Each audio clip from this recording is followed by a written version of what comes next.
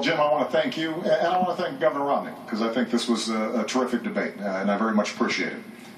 And I want to thank the University of Denver. You know, 4 years ago, we were going through a major crisis, and yet my faith and confidence in the American future is undiminished.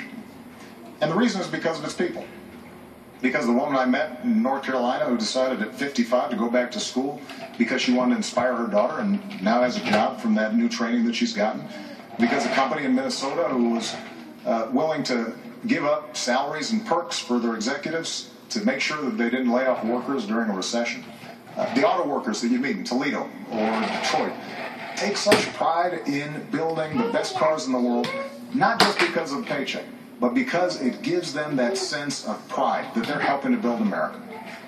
And so the question now is, how do we build on those strengths? And everything that I've tried to do, and everything that I'm now proposing for the next 4 years in terms of improving our education system or developing American energy, or making sure that we're closing loopholes for companies that are shipping jobs overseas and focusing on small business companies that are creating jobs here in the United States, or closing our deficit in a responsible, balanced way that allows us to invest in our future. All those things are designed to make sure that the American people, their genius, their grit, their determination is channeled, and they have an opportunity to succeed. And everybody's getting a fair shot, and everybody's getting a fair share.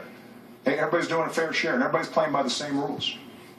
You know, 4 years ago, I said that I'm not a perfect man and I wouldn't be a perfect president. And that's probably a promise that Governor Romney thinks I've kept.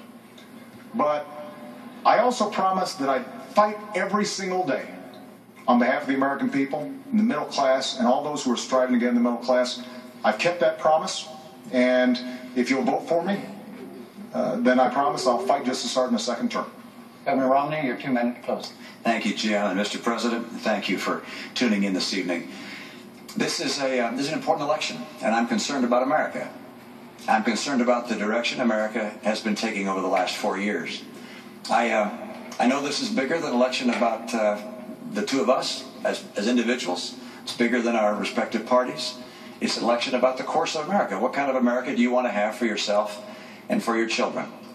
And there really are two very different paths that we began speaking about this evening. And over the course of this month, we're going to have 2 more presidential debates and a vice presidential debate. We'll talk about those 2 paths, but they lead in very different directions. And it's not just looking to our words that you have to take in evidence of where they go. You can look at the record. There's no question in my mind that if the president were to be reelected, you'll continue to see a middle-class squeeze, with incomes going down and prices going up. I'll get incomes up again. You'll see chronic unemployment. We've had 43 straight months with unemployment above 8%. If I'm president, I will help create 12 million new jobs in this country with rising incomes. If the president's reelected, Obamacare will be fully installed. In my view, that's going to mean a whole different way of life for people who counted on the insurance plan they had in the past. Many will lose it. You're going to see health premiums go up by some $2,500 per family.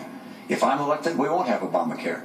We'll put in place the kind of principles that I've put in place in my own state and allow each state to craft their own programs to get people insured, and we'll focus on getting the cost of health care down. If the president were to be reelected, you're going to see a $716 billion cut to Medicare. You'll have 4 million people who will lose Medicare Advantage. You'll have hospitals and providers that will no longer accept Medicare patients. I'll restore that $716 billion to Medicare. And finally, military. The president's reelected, you'll see dramatic cuts to our military. The Secretary of Defense has said these would be even devastating. I will not cut our commitment to our military. I will keep America strong and get America's middle class working again. Thank you, Jim. Thank you, Governor. Thank you, Mr. President. The next debate will be the vice presidential event on Thursday, October 11th at Center College in Danville, Kentucky. For now, from the University of Denver, I'm Jim Lara. Thank you and good night.